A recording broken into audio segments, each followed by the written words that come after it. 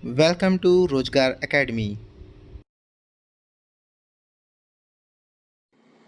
Hello friends, संविधान की series को आगे बढ़ाते हुए आज पार्ट 2 कवर करेंगे।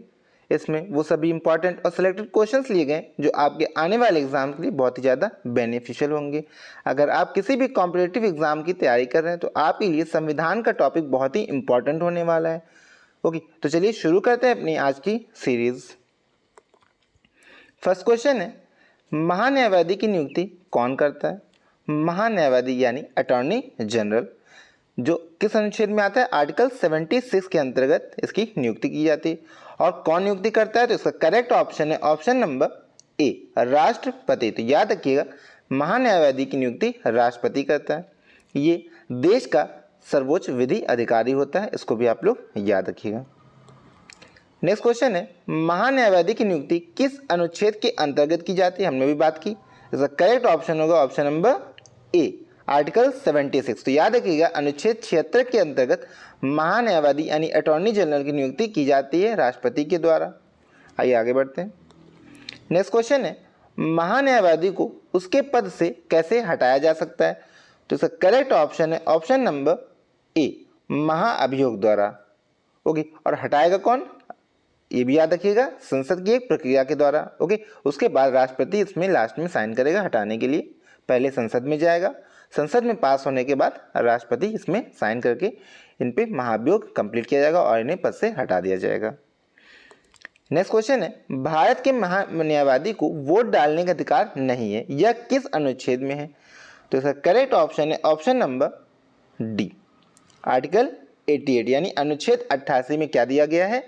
अनुच्छेद 88 में दिया गया है, भारत का न्यायवादी जो है वोट नहीं डाल सकता है। कहाँ पे नहीं डाल सकता है? ये क्या है, लोकसभा और राज्यसभा की सिटिंग में बैठ सकता है, लेकिन वहां पे वोट नहीं डाल सकता है। तो याद रखिएगा, किस अनुच्छेद के तहत ये कहा गया है? आर्टिकल 88 में ऐसा कहा गया है। नेक्स्ट क्वेश्चन है, नियंत्रक एवं महालेखा परीक्षक की नियुक्ति कौन करता है? तो इसका करेक्ट ऑप्शन है ऑप्शन नंबर ए, राष्ट्रपति। ओके, तो राष्ट्रपति किसकी नियुक्ति करता है? महान लेखा परीक्षक की, जिसे हम लोग कैग के नाम से भी जानते हैं, जिसका उल्लेख किस अनुच्छेद में किया गया? इसका उल्लेख किया गया आपका आर्टिकल 148। आर्टिकल 148 में कैग यानी नियंत्रक एवं महालेखा परीक्षक के बारे में दिया गया है, और इसकी नियुक्ति कौन करता है? राष्ट्रपति इसकी नियुक्ति करता है। आइए आगे बढ़ते। नेक्स्ट क्वेश्चन है, नियंत्रक एवं महालेखा परीक्षक का अपना त्यागपत्र किसे देता है? तो इसका करेक्ट ऑप्शन है ऑप्शन नंबर ए, राष्ट्रपति को। तो इनकी नियुक्ति कौन करता है? राष्ट्रपति। और इनको त्यागपत्र भी ये किसको देते हैं? तो राष्ट्रपति को ही अपना त्यागपत्र देते हैं। आर्टिकल 148 अभी हमने देखा, इनके बारे में जानकारी देता है। ओके, नेक्स्ट क्वेश्चन है, निर्वाचन आयोग का गठन कौन करता है? तो इसका करेक्ट ऑप्शन है ऑप्शन नंबर ए, राष्ट्रपति। तो निर्वाचन आयोग जो कि आर्टिकल 280 में दिया गया है, और इसकी नियुक्ति कौन करता है? राष्ट्रपति की इसकी नियुक्ति करता है। निर्वाचन आयोग की नियुक्ति कितने वर्ष के लिए की जाती है, और नियुक्ति कितने वर्ष के लिए की जाती है? ओके, तो आपको बताना है निर्वाचन आयोग की नियुक्ति कितने वर्ष के लिए की जाती है।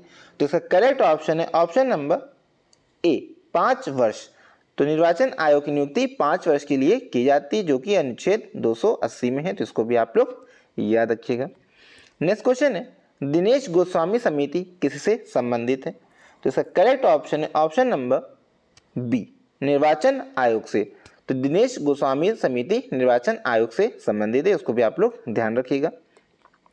नेक्स्ट क्वेश्चन है, भारत के प्रथम मुख्य चुनाव आयुक्त कौन थे? तो इसका करेक्ट ऑप्शन है option number A, Sukumar Sen.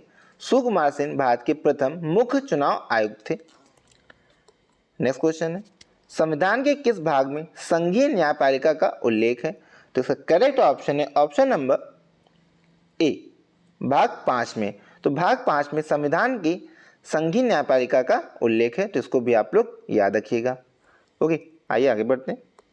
अगला क्वेश्चन है, सर्वोच्च न्यायालय के न्यायाधीशों की नियुक्ति कौन करता है? तो इसका करेक्ट ऑप्शन है ऑप्शन नंबर ए, राष्ट्रपति। तो सर्वोच्च न्यायालय के न्यायाधीशों की नियुक्ति कौन करता है? राष्ट्रपति करता है। आइए आगे बढ़ते हैं। नेक्स्ट क्वेश्चन है, उच्चतम न्यायालय के न्यायाधीशों की सेवानिवृत्ति की आयु क्या है? तो इसका करेक्ट ऑप्शन है ऑप्शन नंबर ए, 65 वर्ष। ओके, यानी इनकी रिटायरमेंट एज अगर पूछी जाए सुप्रीम कोर्ट के जजेस की, तो वो कितनी है? 65 वर्ष। तो इसको भी आप लोग याद रखिएगा। नेक्स्ट क्वेश्चन है, किस अनुच्छेद में उच्चतम न्यायालय की परामर्शदायी बनाया गया है? तो इसका करेक्ट ऑप्शन है option number C, article 143। Article 143 के तहत इसको परामर्शदायी न्यायालय बनाया गया, यानी कि ये अपनी सलाह दे सकता है। तो इसे सलाह कौन मांग सकता है? तो याद रखिएगा, राष्ट्रपति को ये सलाह देगा। ओके, बात करते हैं आर्टिकल 123 की। तो आर्टिकल 123 में राष्ट्रपति अध्यादेश जारी करेगा और आर्टिकल 124 में सुप्रीम कोर्ट की बात की गई है। तो इसको भी आप लोग याद रखिएगा। नेक्स्ट क्वेश्चन है, सर्वोच्च न्यायालय के न्यायाधीश को उसके पद से कैसे हटाया जा सकता है? तो इसका करेक्ट ऑप्शन है ऑप्शन नंबर बी, महाअभियोग की प्रक्रिया के द्वारा। तो सुप्रीम कोर्ट के जो जजेस हैं उनको हटाने की प्रक्रिया क्या होगी? इम्पीचमेंट यानी महाअभियोग। अगला क्वेश्चन है, भारत के प्रथम न्यायाधीश कौन थे? तो इसका करेक्ट ऑप्शन है ऑप्शन नंबर बी, यानी हीरालाल जे कानिया, ये भारत के प्रथम न्यायाधीश थे। नेक्स्ट क्वेश्चन है, मौलिक अधिकारों की रक्षा कौन करता है? तो इसका करेक्ट ऑप्शन है ऑप्शन नंबर ए, सर्वोच्च न्यायालय। सर्वोच्च न्यायालय मौलिक अधिकारों की रक्षा करता है। अगला क्वेश्चन है, उच्च न्यायालय के क्षेत्राधिकार को हटाने या बढ़ाने का अधिकार किसको है? तो इसका करेक्ट ऑप्शन है ऑप्शन नंबर ए, संसद। तो संसद के पास अधिकार है उच्च न्यायालय के क्षेत्राधिकार को बढ़ाने या घटाने की, यानी कि एक उच्च न्यायालय एक या उससे अधिक राज्यों में अपना क्या कर सकता है? निर्णय दे सकता है, यानी एक या अधिक राज्यों के लिए एक उच्च न्यायालय हो सकता है। तो ये कौन कर सकता है? ये संसद के पास पावर है कि एक उच्च न्यायालय 2 राज्यों को या 3 राज्यों को या सिर्फ एक ही राज्य को अपना निर्णय देगा। तो ये क्षेत्राधिकार कौन बढ़ाता है या घटाता है? तो संसद। इसको भी आप लोग याद रखिएगा। नेक्स्ट क्वेश्चन है, उच्च न्यायालय के न्यायाधीश कितनी आयु तक अपने पद पर रह सकते हैं? तो इसका करेक्ट ऑप्शन है ऑप्शन नंबर ए, 65 वर्ष। ओके, तो याद रखिएगा 65 वर्ष तक उच्च न्यायालय अपने न्यायाधीश जो हैं वो अपने पद पर रह सकते हैं। नेक्स्ट क्वेश्चन है, उच्च न्यायालय के न्यायाधीशों को उसके पद व गोपनीयता की शपथ कौन दिलाता है? तो इसका करेक्ट ऑप्शन है ऑप्शन नंबर ए, राज्यपाल। तो याद रखिएगा, नियुक्ति कौन करता है? राष्ट्रपति करते हैं, लेकिन उनको शपथ कौन दिलाता है? तो उनको शपथ दिलाते हैं राज्यपाल, यानी उस राज्य के संबंधित जो गवर्नर होंगे वो उच्च न्यायालय के न्यायाधीशों को शपथ दिलाते हैं। ओके, आइए आगे बढ़ते हैं। नेक्स्ट क्वेश्चन है, राज्य की नियुक्ति कौन करता है? तो राज्यपाल की नियुक्ति कौन करता है? तो इसका करेक्ट ऑप्शन है ऑप्शन नंबर बी, राष्ट्रपति। तो याद रखिएगा, राज्यपाल की नियुक्ति कौन करता है? राष्ट्रपति के द्वारा राज्यपाल की नियुक्ति की जाती है। नेक्स्ट क्वेश्चन है, राज्यपाल का वेतन भत्ता किस कोष से आता है? तो इसका करेक्ट ऑप्शन है ऑप्शन नंबर ए, यानी कि राज्य की संचित निधि द्वारा। ओके, तो राज्य का जो राज्यपाल होता है उसका वेतन भत्ता जो है वो राज्य की संचित निधि के द्वारा दिया जाता है। तो इसको भी आप लोग याद रखिएगा। अगला क्वेश्चन है, भारत की पहली महिला राज्यपाल कौन थी? तो इसका करेक्ट ऑप्शन है option number A, Sarojini Naidu. Okay, आइए आगे बढ़ते हैं। नेक्स्ट क्वेश्चन है, किसकी अनुमति के बिना राज्य की विधानसभा में कोई धन विधेयक पास नहीं होता है? तो इसका करेक्ट ऑप्शन है ऑप्शन नंबर ए, राज्यपाल। ओके, यानी अगर राज्य की विधानसभा में अगर कोई बिल आया या धन विधेयक आया तो किसकी अनुमति से बिना पास नहीं होगा? तो राज्यपाल के अनुमति के बिना पास नहीं होगा। जैसे कि केंद्र में राष्ट्रपति की अनुमति के बिना पास नहीं होता, वैसे ही राज्य में है। ओके, नेक्स्ट क्वेश्चन है, किसी राज्य के राज्यपाल को शपथ ग्रहण कौन कराता है? तो इसका करेक्ट ऑप्शन है ऑप्शन नंबर ए, उस राज्य का मुख्य न्यायाधीश। तो याद रखिएगा, राज्यपाल को शपथ उसी जिस राज्य का वो राज्यपाल होगा उसी राज्य के उच्च न्यायालय के मुख्य न्यायाधीश उनको शपथ दिलाएंगे। तो इसको भी आप लोग याद रखिएगा, ऑप्शन ए इसका करेक्ट हो जाता है। नेक्स्ट क्वेश्चन है, मुख्यमंत्री की नियुक्ति किस अनुच्छेद के अंतर्गत की जाती है?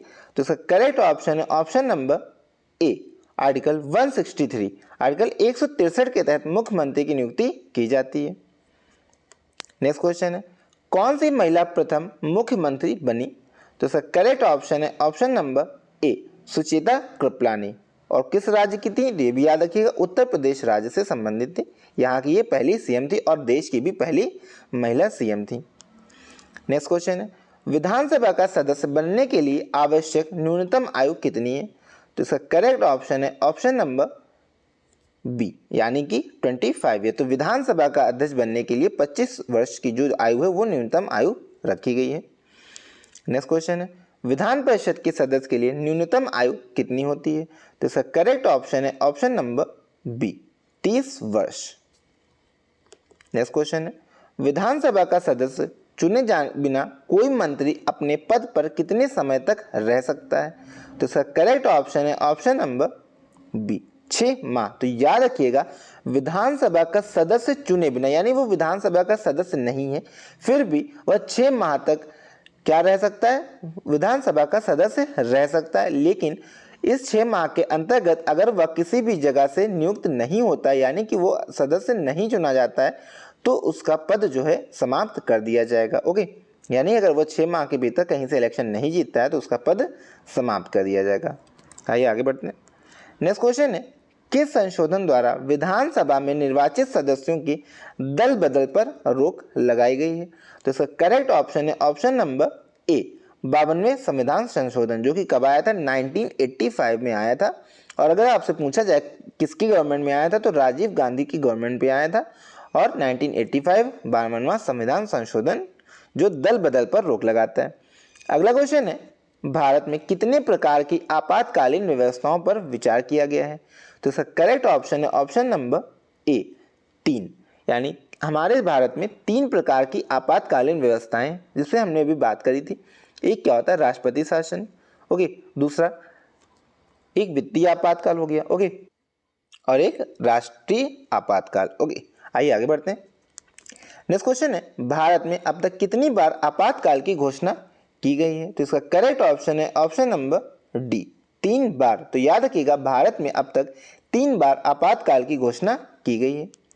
नेक्स्ट क्वेश्चन है किस अनुच्छेद के तहत राष्ट्रपति राष्ट्रीय आपातकाल की घोषणा करता है? तो इसका करेक्ट ऑप्शन है ऑप्शन नंबर ए आर्टिकल 352। तो याद रखिएगा आर्टिकल 352 के तहत राष्ट्रपति आपातकाल की घोषणा करता है, जिसको राष्ट्रपति शासन भी कहा जाता है। आइए नेक्स्ट क्वेश्चन देखते हैं। नेक्स्ट क्वेश्चन है भारत में वित्तीय आपात की घोषणा कितनी बार हुई है? तो इसका करेक्ट ऑप्शन है ऑप्शन नंबर सी कभी नहीं, यानी कि अभी तक वित्तीय आपातकाल भारत में लागू नहीं हुआ है।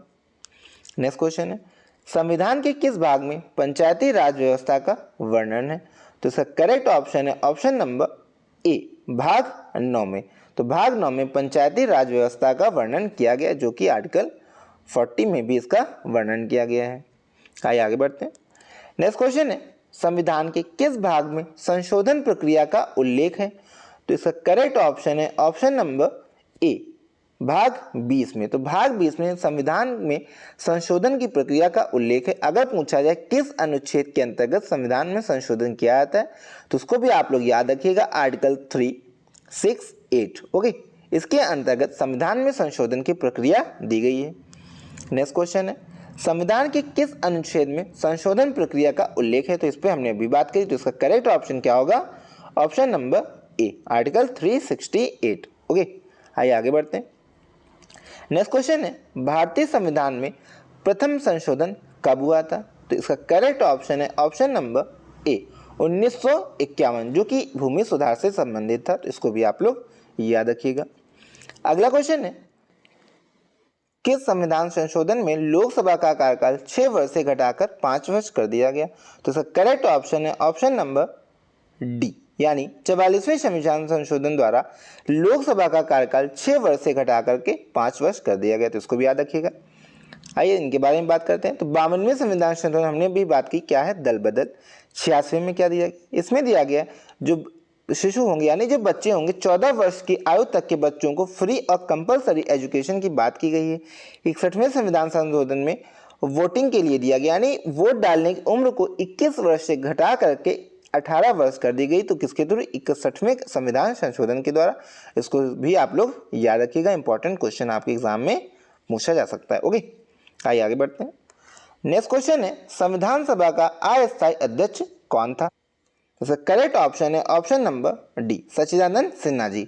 ओके, तो याद रखिएगा पहली बैठक कब हुई थी? तो 9 नवंबर 1946 को पहली बैठक हुई थी। तो इसको भी आप लोग याद रखिएगा, जिसमें इन्होंने अध्यक्षता की थी। अगला क्वेश्चन है भारत में संविधान कब लागू हुआ? तो इसका करेक्ट ऑप्शन है ऑप्शन नंबर ए 26 जनवरी 1950 को भारत में संविधान लागू हुआ था।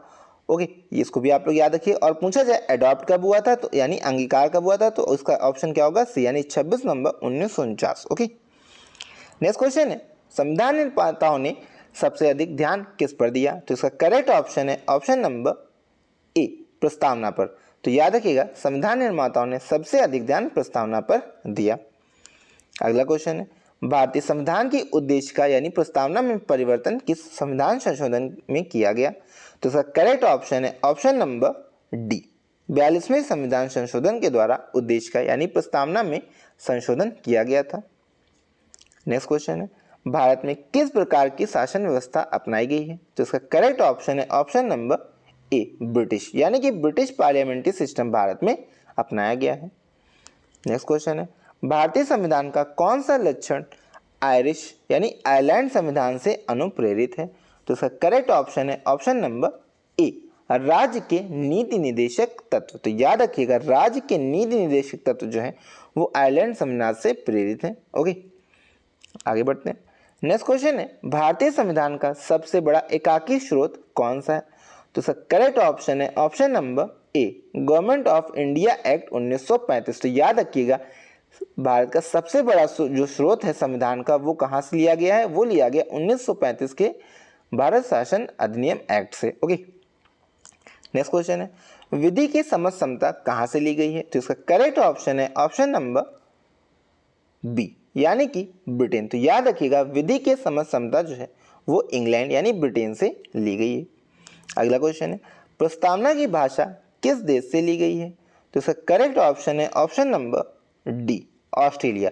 तो प्रस्तावना की भाषा कहाँ से ली गई है, ऑस्ट्रेलिया से। तो इसको भी याद रखिएगा, कई बार एग्जाम में पूछा चुका है। अगला क्वेश्चन है, संविधान के किस भाग में संशोधन प्रक्रिया है, तो इसका करेक्ट ऑप्शन है ऑप्शन नंबर डी, यानी कि भाग 20 में संविधान के संशोधन की प्रक्रिया आर्टिकल 368 के तहत। अगला क्वेश्चन है, संविधान के किस भाग में नागरिकता का वर्णन है, तो इसका करेक्ट ऑप्शन है option number B, sorry option number C. Okay, याद रखिएगा, भाग 2 में नागरिकता का वर्णन दिया गया है। आगे बढ़ते हैं।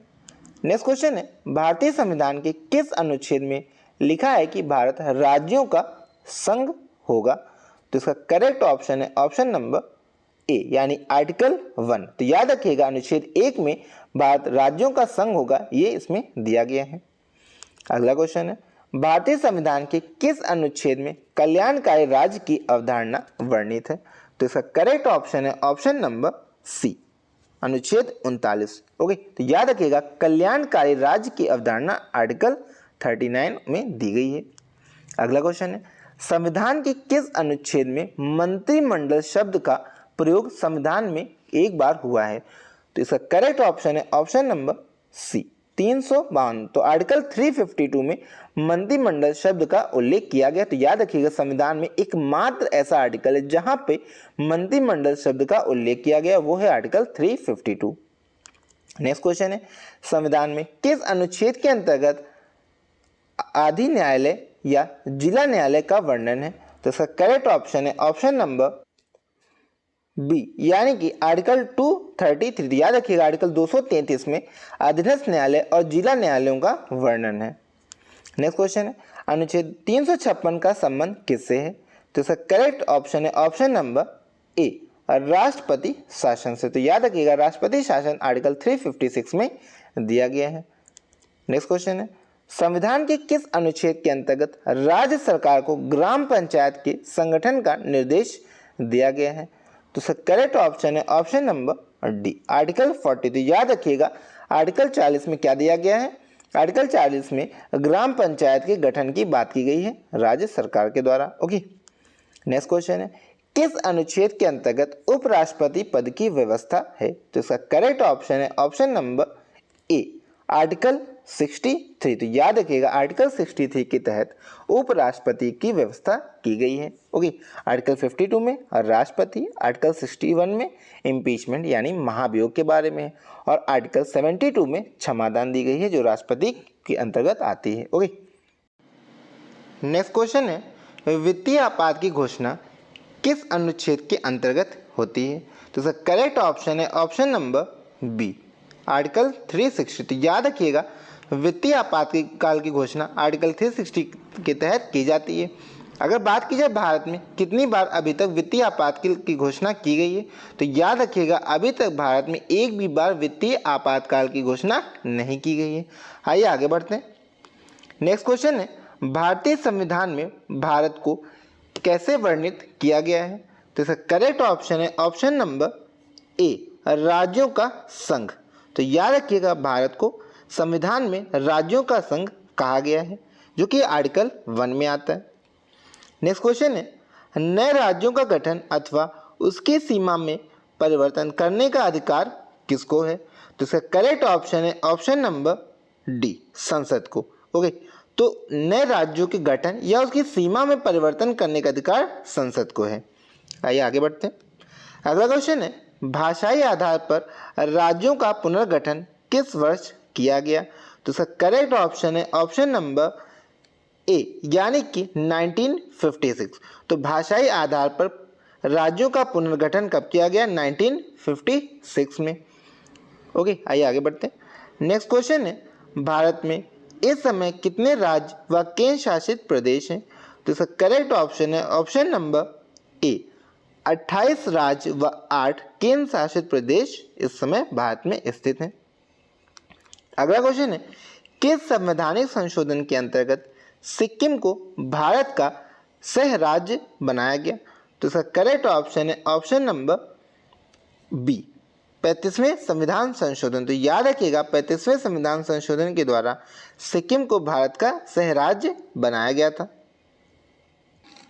और 36वें संविधान संशोधन के द्वारा इसको पूर्ण राज्य का दर्जा दिया गया था। तो इसको भी आप लोग याद रखिएगा। आइए आगे बढ़ते हैं। नेक्स्ट क्वेश्चन है, राज्य पुनर्गठन आयोग के अध्यक्ष कौन थे? तो इसका करेक्ट ऑप्शन है ऑप्शन नंबर सी, फजल अली। ओके, तो याद रखिएगा फजल अली जो थे वो राज्य पुनर्गठन आयोग के अध्यक्ष थे। अगला क्वेश्चन है, राज्यों का निर्माण किस अनुच्छेद के अंतर्गत होता है? तो इसका करेक्ट ऑप्शन है ऑप्शन नंबर ए, अनुच्छेद 3। तो याद रखिएगा आर्टिकल 3 के तहत राज्यों का निर्माण किया जाता है। ओके, आइए आगे बढ़ते हैं। अगला क्वेश्चन है, मौलिक अधिकारों के बारे में सुनवाई करने का अधिकार किसको है? तो इसका करेक्ट ऑप्शन है ऑप्शन नंबर ए, सर्वोच्च न्यायालय। तो याद रखिएगा मौलिक अधिकारों के बारे में सुनवाई करने का अधिकार सर्वोच्च न्यायालय को है। आइए आगे बढ़ते हैं। नेक्स्ट क्वेश्चन है, मौलिक अधिकारों में संशोधन का अधिकार किसको है? तो इसका करेक्ट ऑप्शन है ऑप्शन नंबर ए, संसद को। तो मौलिक अधिकारों में संशोधन कौन कर सकता है? संसद करेगी। ओके, आइए नेक्स्ट क्वेश्चन देखते हैं। नेक्स्ट क्वेश्चन है, भीमराव अंबेडकर ने किस संविधान को हृदय एवं आत्मा कहा है? तो इसका करेक्ट ऑप्शन है ऑप्शन नंबर बी, संवैधानिक उपचारों का अधिकार, आर्टिकल 32। तो याद रखिएगा इसे ही भीमराव अंबेडकर जी ने संविधान का हृदय एवं आत्मा कहा है। नेक्स्ट क्वेश्चन है, किस याचिका का शाब्दिक अर्थ होता है हम आदेश देते हैं? तो इसका करेक्ट ऑप्शन है ऑप्शन नंबर ए, परमादेश। तो परमादेश का जो शाब्दिक अर्थ है वो है हम आदेश देते हैं। अगर बात की जाए याचिका यानी कि रिट्स जिसे हम लोग जानते हैं, तो कितने प्रकार की होती है? तो याद रखिएगा रिट्स जो हैं वो 5 प्रकार की होती हैं। पहली कौन सी है? परमादेश, बंदी प्रत्यक्षीकरण, प्रतिषेध, अधिकार प्रेक्षा और 5वीं होती है उत्प्रेषण। तो इसको भी आप लोग याद रखिएगा। 5 प्रकार के रिट्स का वर्णन भारतीय संविधान में किया गया है। अगला क्वेश्चन है, मूल अधिकारों पर प्रतिबंध लगाने का अधिकार किसके पास है? तो इसका करेक्ट ऑप्शन है ऑप्शन नंबर ए, संसद। तो मूल अधिकारों पर प्रतिबंध लगाने का अधिकार संसद के पास है। नेक्स्ट क्वेश्चन है, भारतीय संविधान में नागरिकता संबंधी अधिकार किस अनुच्छेद में दिए गए हैं? तो इसका करेक्ट ऑप्शन है ऑप्शन नंबर ए, अनुच्छेद 5 to 11। इसी में आपका नागरिकता यानी सिटीजनशिप से संबंधित अनुच्छेद दिए गए हैं। आर्टिकल 1 to 4 की बात करें तो इसमें राज्यों के बारे में दिया है। आर्टिकल 14 to 35 ये मौलिक अधिकार है, तो इनको भी आप लोग याद रखिएगा। अगला क्वेश्चन है, भारतीय संविधान का कौन सा अंग समाजवादी व्यवस्था करने की प्रेरणा देता है? तो इसका करेक्ट ऑप्शन है ऑप्शन नंबर सी, राज्य के नीति निदेशक तत्व। तो राज्य के नीति निदेशक तत्व जो हैं ये संविधान में समाजवादी व्यवस्था की प्रेरणा देते हैं। नेक्स्ट क्वेश्चन, वर्तमान में संविधान में कुल कितने मूल कर्तव्य हैं?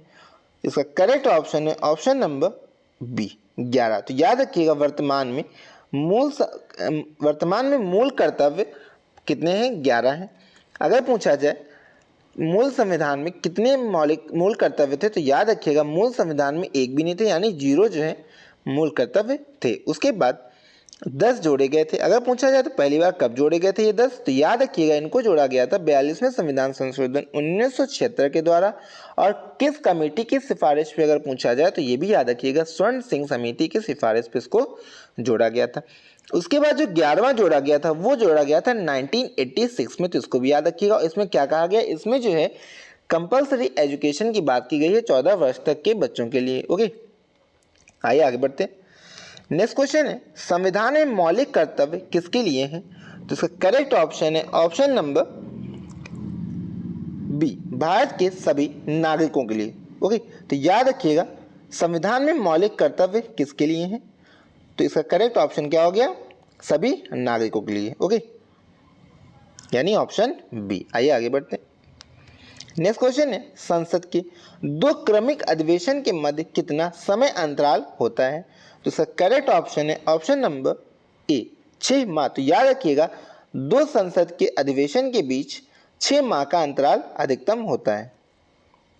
अगला क्वेश्चन है, सांसदों के वेतन का निर्धारण कौन करता है?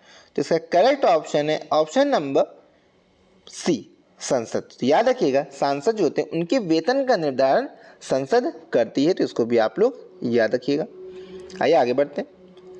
अगला क्वेश्चन है, भारत के राष्ट्रपति की तुलना किस देश के सम्राट से की जाती है? तो इसका करेक्ट ऑप्शन है ऑप्शन नंबर ए, ब्रिटेन के सम्राट से। याद रखिएगा भारत के राष्ट्रपति की तुलना ब्रिटेन के सम्राट से की जाती है। नेक्स्ट क्वेश्चन है, भारत की तीनों सेनाओं का सर्वोच्च सेनापति कौन होता है? तो इसका करेक्ट ऑप्शन है ऑप्शन नंबर ए, राष्ट्रपति। तो याद रखिएगा तीनों सेनाओं का जो सर्वोच्च सेनापति होता है वो भारत का राष्ट्रपति होता है। अगला क्वेश्चन है, राष्ट्रपति को उसके पद से कैसे हटाया जा सकता है? तो इसका करेक्ट ऑप्शन है ऑप्शन नंबर बी, संसद द्वारा महाअभियोग चलाकर, जो कि इसकी प्रक्रिया आर्टिकल 61 में वर्णित है, तो इसको भी आप लोग याद रखिएगा। अगला क्वेश्चन है, राष्ट्रपति पर महाभियोग की प्रक्रिया किस देश से ली गई है? तो इसका करेक्ट ऑप्शन है ऑप्शन नंबर ए, अमेरिका से। तो इसको याद रखिएगा भारतीय जो राष्ट्रपति हैं उनकी महाभियोग की प्रक्रिया अमेरिका देश से ली गई है। अगला क्वेश्चन है, राष्ट्रपति पद रिक्त होने पर कितने समय में भरना आवश्यक है? तो इसका करेक्ट ऑप्शन है ऑप्शन नंबर ए, 6 माह। तो याद रखिएगा जो राष्ट्रपति होते हैं अगर उनका पद रिक्त है तो उसको 6 माह के अंदर ही भर लिया जाता है। अगर मान लीजिए इन पे महाभियोग चलाया गया और जो पद है वो रिक्त हो गया तो उसको 6 माह के अंतर्गत भर लिया जाना आवश्यक है। नेक्स्ट क्वेश्चन है, राष्ट्रपति अपना त्याग पत्र किसको देता है? तो इसका करेक्ट ऑप्शन है ऑप्शन नंबर बी, उपराष्ट्रपति। तो याद रखिएगा राष्ट्रपति अपना त्याग पत्र उपराष्ट्रपति को देता है। अगला क्वेश्चन है, किस विधेयक को राष्ट्रपति पुनर्विचार के लिए नहीं लौटाता है? तो इसका करेक्ट ऑप्शन है ऑप्शन नंबर ए, धन विधेयक को। तो याद रखिएगा धन विधेयक को राष्ट्रपति पुनर्विचार के लिए नहीं लौटा सकता, क्योंकि धन विधेयक राष्ट्रपति की पुनः सहमति से ही पारित किया जाता है, तो उसको भी आप लोग याद रखिएगा। आइए आगे बढ़ते हैं। नेक्स्ट क्वेश्चन है, किसी व्यक्ति को दोषी पाए जाने पर कौन उसे क्षमादान दे सकता है? तो इसका करेक्ट ऑप्शन है ऑप्शन नंबर ए, राष्ट्रपति। तो याद रखिएगा अगर कोई व्यक्ति दोषी पाया गया तो उसे क्षमादान देने का पावर किसके पास है? वो है राष्ट्रपति के पास, आर्टिकल 72 के तहत। इसको भी आप लोग याद रखिएगा आर्टिकल 72 के अंतर्गत क्षमादान राष्ट्रपति की दी गई है। अगला क्वेश्चन है, भारत का राष्ट्रपति राज्यसभा में कितने सदस्य मनोनीत कर सकता है? तो इसका करेक्ट ऑप्शन है ऑप्शन नंबर ए, 12। तो याद रखिएगा 12 सदस्यों को राष्ट्रपति राज्यसभा में नॉमिनेट कर सकता है। अगला क्वेश्चन है, उपराष्ट्रपति को पद व गोपनीयता की शपथ कौन दिलाता है? तो इसका करेक्ट ऑप्शन है ऑप्शन नंबर सी राष्ट्रपति। तो याद रखिएगा राष्ट्रपति जो है उपराष्ट्रपति को गोपनीयता की शपथ दिलाता है। नेक्स्ट क्वेश्चन है राज्यसभा का पदेन अध्यक्ष कौन होता है? तो इसका करेक्ट ऑप्शन है ऑप्शन नंबर सी उपराष्ट्रपति। ओके, तो याद रखिएगा राज्यसभा का पदेन सब अध्यक्ष कौन होता है? उपराष्ट्रपति। नेक्स्ट क्वेश्चन है राज्यसभा की बैठक का सभापति कौन होता है? तो इसका करेक्ट ऑप्शन है ऑप्शन नंबर सी उपराष्ट्रपति। तो राज्यसभा की बैठक का सभापति उपराष्ट्रपति होता है। नेक्स्ट क्वेश्चन है उपराष्ट्रपति पद हेतु कम से कम कितनी आयु आवश्यक है? तो इसका करेक्ट ऑप्शन है ऑप्शन नंबर ए 35 वर्ष। तो याद रखिएगा 35 वर्ष की आयु उपराष्ट्रपति पद के लिए आवश्यक है। नेक्स्ट क्वेश्चन है उपराष्ट्रपति को किसके समान वेतन मिलता है?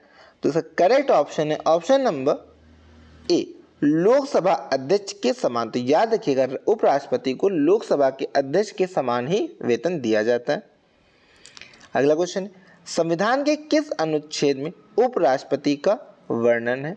तो इसका करेक्ट ऑप्शन है ऑप्शन नंबर बी आर्टिकल 63। तो याद रखिएगा आर्टिकल 63 में उपराष्ट्रपति का वर्णन दिया गया। आर्टिकल 52 में राष्ट्रपति का, इसको भी याद रखिएगा, और आर्टिकल 61 में इम्पीचमेंट यानी महाअभियोग राष्ट्रपति का। नेक्स्ट क्वेश्चन है लोकसभा व राज्यसभा में गण पूर्ति संख्या क्या है?